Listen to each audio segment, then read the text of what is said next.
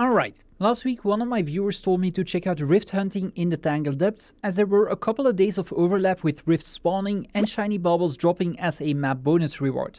Now, if you weren't part of these runs, you probably have two questions. The first being who in their right mind would want to farm in Tangled Depths, and the second one would be why anyone would even want to farm rifts when fast farming lists such low gold per hour numbers. Well, let's tackle the gold per hour first, because fast only lists the rewards you get from the actual rift hunting itself, not from any extra map bonus rewards, which I assume they do to save space and some of their sanity, as they'd probably need a dedicated page that details an 11-week rotation, which then gets complicated even further because the map bonus rewards update in the middle of that week. And that's probably before realizing they'd need to farm each possible option for hours on end to even establish a benchmark. But back to the actual rewards. We managed to hit a solid 36 to 37 gold per hour by farming tier 1 rifts. And I will touch on the tiers later because they're actually more map dependent than rewards dependent. And we did hit that gold per hour mark without optimizing, as we probably should have done convergences first for their bonus, and most of us didn't have the appropriate experience bonuses going on either. A good chunk of that number came from Shiny Baubles, which was great because the only thing you can do with those is sell them to a vendor, meaning that they're as close to a direct gold farm as you can get in this game. The second most sizable chunk were spirit shards, and is something we could have greatly optimized, as most of us were too lazy to get the guild hall bonus or even swap out the enrichment in our amulet. Now, I know there's multiple ways of valuing spirit shards, as they can be turned into clovers for legendaries, which is my preferred way of using them, or they can be used to upgrade materials. For the 36 gold per hour number, we were using the latter, as I assume most people will prefer gold now than first needing to do a map completion, some worldview world, and then realize they're short some type of account-bound currency. The rest of the gold we made came through various materials, unidentified gear, some crystallized ley energy, which was even more direct gold, and of course the actual rift rewards themselves. Now, before you go out and start hunting yourself, there's a couple of things you need to understand, with the most important being the weekly rift and map bonus reward rotations, because both need to line up for this to be worth it, which might not be the case depending on when you're watching this video. The good news is that this Thursday at 9 PM CET, once all of the map rewards roll over, we can probably hit close to that gold per hour we had in Tangled Depths, or who knows, maybe even do a bit better, because Bloodtide Coast is currently on rotation and will become one of the most rewarding maps once more, as we get a set of Shiny Baubles, as well as tier 2 and 3 dust and molten shards and fragments. I'll probably farm as many hours as I can there, as I want to start benchmarking these numbers myself, so that I can eventually create a rift hunting calendar. That covers about half of it, but remember our first question, about who in their right mind would ever want to hunt in Tangled Depths. Well, as it turns out, you can often optimize the pathing for at least one tier of rifts, regardless of the current map on rotation. In the Tangled Depths, those were the tier 1 rifts, as 3 of them spawned near the Leyline Confluence waypoint, which you probably know from the Chak meta, and the other 2 could be reached by either going to the starting waypoint and then jumping down a hole, or to the Teku Nuhog waypoint and following a short path to those rifts. I didn't want to add either of the other tiers to our list, as they would involve running around more, which would eventually slow us down enough and hamper our ability to do about 1 rift every 2 minutes.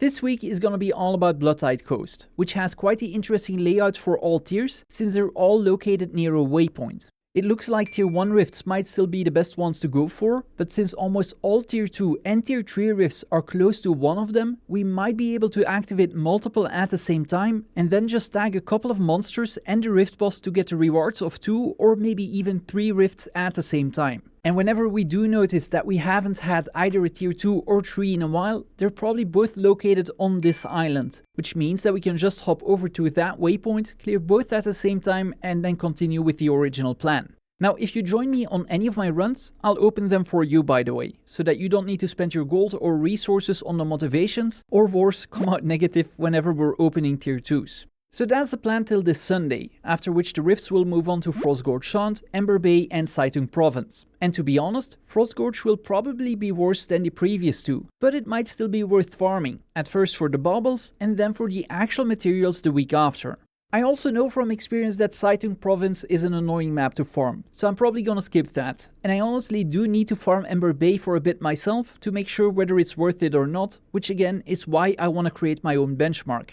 After that, the next week to look out for is week 6, as that's when Nuke Haineng is in rotation, which is actually one of my favorite maps to farm, because all of the tier 2 rifts are so close to each other, you don't necessarily even need a waypoint. We'll probably still use the waypoint to get around faster, but if you have slow loading times, you shouldn't fall too far behind the group.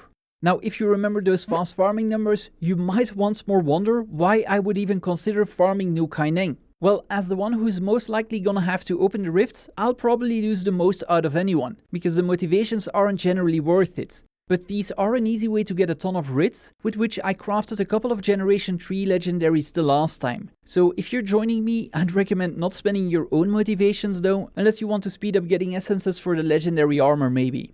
Now, there's no point for me to go over every single week in the calendar, as you probably already forgot what rewards will be in Bloodtide Coast this week. So instead, I'll make a dedicated rift hunting calendar on my Discord server, I'll eventually add a benchmark, and then start pinging people who want to hunt these together. Initially, I'm gonna have to do all of them, in the hopes of establishing a benchmark, so that by next year we get a better idea of what maps, and more importantly, what weeks to focus on. A year might seem like a very long time for this, but that's because the way of the weekly reset works. See, rifts change every week on Monday's reset, but map bonus rewards rotate every Thursday, so we'll always get about half a week with good rewards and then half a week with lesser ones. And then there's also the fact that not all weeks will line up properly, for which Heart of Thorns is the best example, as Shiny Baubles go from Tangled Depths to Auric Basin and then to Verdant Brink before starting all over again. And if you take the 11-week schedule into consideration, that means that the next Shiny Bauble Rift farm in Heart of Thorns will be in 13 weeks in Verdant Brink. Now, if you do plan on farming rifts after hearing all of this, there's a couple of tips and tricks you should probably know about. The first would be setting up your character properly, and that means making sure you have all of the appropriate bonuses from the gobblers, for which I'll link a separate video in the pinned comment, as well as all of those from consumables, such as certain Lunar New Year fireworks, guild banners, and actual food and utilities, as well as your amulets enrichment and the guild bonus. If you then also have access to End of Dragons, you might also want to consider getting the monastery training by completing the first heart, and maybe even doing a convergence before starting the farm if you want the essence bonus. And then whenever a Heart of Thorns week is coming up, it might be good to get a couple of attunement potions, which drop from another map than the one you'll want them for. And then maybe even craft those into a greater version, so that you get a 15-minute bonus duration. Now, chances are you won't be able to, or you won't want to stack every single one of these, and that's fine. It'll have an impact on your total gold per hour, but last week's run showed me that even without optimizing, it's still worth farming rifts. Our numbers actually rival some of those of the fast farm trains, which is not a detriment to theirs, but I see as something positive, because I've joined them on a couple of Auric Basin Bauble farms and Dragonfall trains a few years ago, and let me tell you, I've never met a pug commander that could keep up the pace as well as they can. So this could be a fun alternative for the weeks or days that the bonus rewards line up perfectly. Now, before I talk about specific builds, I'd also recommend stacking Jadebot protocols, which is easy nowadays with the station in the Wizard's Tower, because those will provide you with a decent uptime on the most important boons and should definitely help you with killing both mobs and the boss faster. As for actual builds, I'd recommend whatever you can bring that has high enough burst for the first part of the rift, while still having high enough sustained DPS to help take care of the boss. I generally tend to stick to power builds, but I'd argue a lot of the enemies have high enough HP that a Condi build probably works just as well. I won't list every single possible build here. Instead, I'd recommend you take a look at either Meta Battle's open world section or Snow Crows. Any power build or even boon DPS build should work just fine. In fact, when I'm playing solo, I often revert to my Mechanist, but in groups, I tend to swap to a Scrapper so that I can give quickness and a couple of other valuable boons, as the Jadebot protocols can't cover those 100% of the time. And that's about everything you need to know. If you want to join me on my runs, hop on my Discord or check me out on Twitch, as I'm live nearly every day. Or just keep an eye out on the LFG whenever a good week is coming along.